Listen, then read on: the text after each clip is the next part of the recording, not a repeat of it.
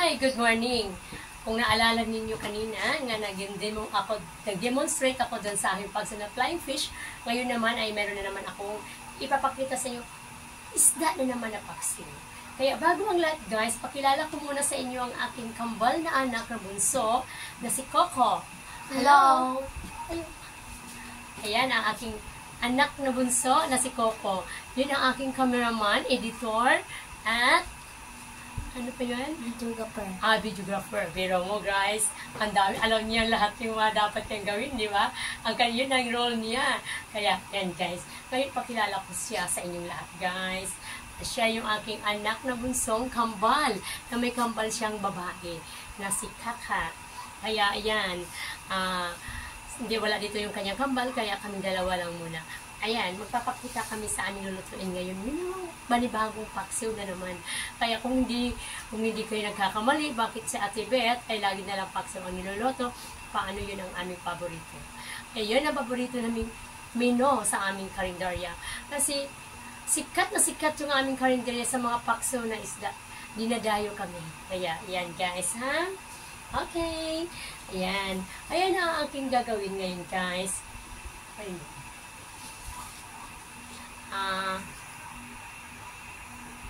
Ayan guys.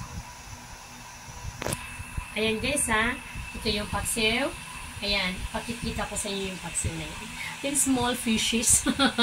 Kung nakikita niyo yun sa karagatan, siguro matatakot kayo. Kasi ang liliit nila, diba? Tapos sinuhuli na sila.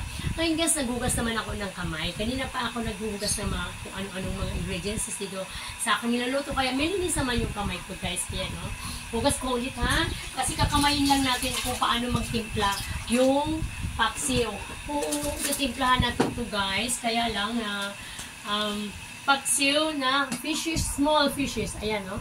Sinilyasi na paksiw. Ayan, lagyan natin ng salt.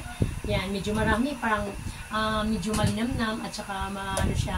Yan ang mga ricados, sibuyas, siling green, at luya. Ayan. Ngayon guys, ang gagawin natin dito, hahaluin natin sa dalawang kamay. Ito yung dalawang kamay ko, naghugas na ako ngayon, ha? Nakita nyo naman. Kaya, ito malinis to. Mahaluin natin siya. Ganun, mix na natin siya ng mix natin hanggang mahalo yung mga ingredients nito. At lagyan natin ng cracked na paminta, saka ajinomoto.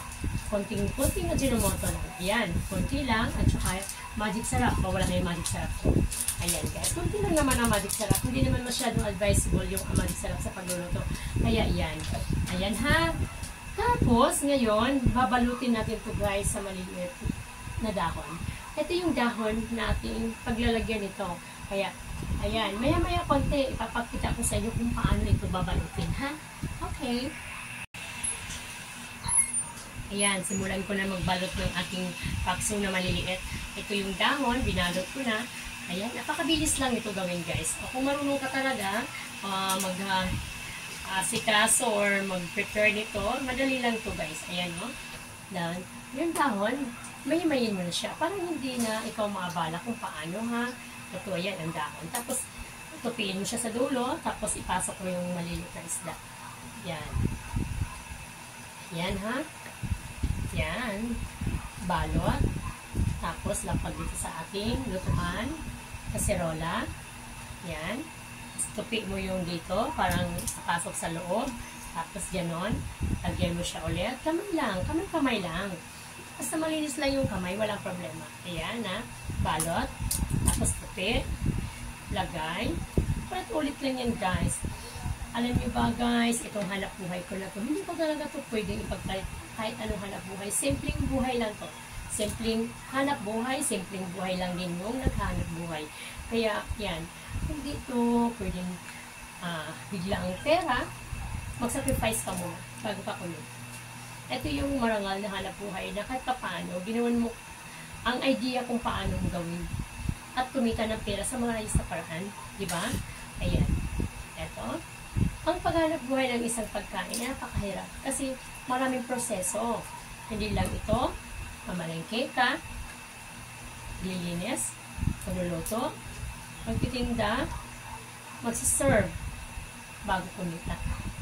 Yan ang ating gagawin araw-araw.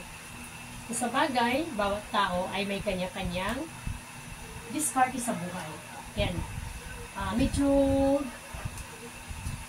tapos yung aking dahon. Ika lang po yung dahon ko medyo tapos. Kaya, tuloy-tuloy natin yan. Tatanggal muna ako ng dahon, kaya ako nakatalikod kasi yung dahon ko ay ayan guys. Ayan ha, tingnan nyo yung isda. Pero, di pa tapos yan guys. Ayan na. Tapusin na natin sa pagbalot. Yan ang balot. Ayan ang dahon. Ayan ang dahon natin. Kung mag-alala, marami tayong dahon. Kaya lang, marunong tayo discarte. Ayan. Ayan. Ayan guys ha. Sumobra yung ating dahon. Okay lang yun. Wala problema sumobra, wag lang kumulang.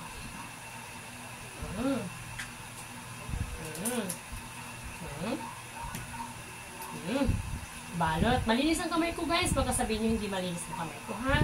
Kaninang umaga pa ako naghawak ng mga pagkain. Ayan. Bubuhos natin yung sauce niya. Tapos konting tubig. Uugasan natin yung konting tubig lang. Lagay natin dito. Tapos konting oil, spring oil. Parang katapayo, medyo madulas-dulas at nagkaroon siya ng mantika. Yan. Vinegar. Yan ang vinegar natin guys ha. Yan. Lagyan natin ang vinegar. Yan ang vinegar natin. Ayan. Kaya mamaya, kung hayan ninyo, pag naluto na ito. Ayan ang ating finished product ng aking maliliit na paksiw na ginawa natin kanina na hinimay-himay. Kumot sa malaking kamot. Ayan na guys. Thank you. Ayan, alis na kami guys. Pupunta na kami sa aming munting karinderya. Let's go baby. Diba? Sa pa na yan, baby.